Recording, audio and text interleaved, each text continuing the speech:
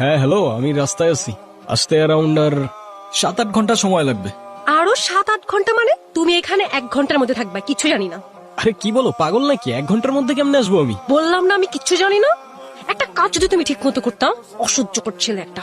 আচ্ছা ঠিক আছে, আমি যত তাড়াতাড়ি পসিবল আসার ট্রাই করতেছি। ওকে,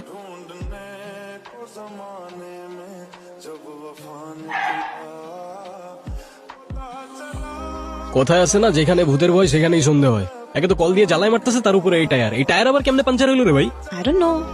হ্যাঁ বলো। কতক্ষণ ধরে কল করতেছি আমি, ফোন ধরতেছো না কেন তুমি?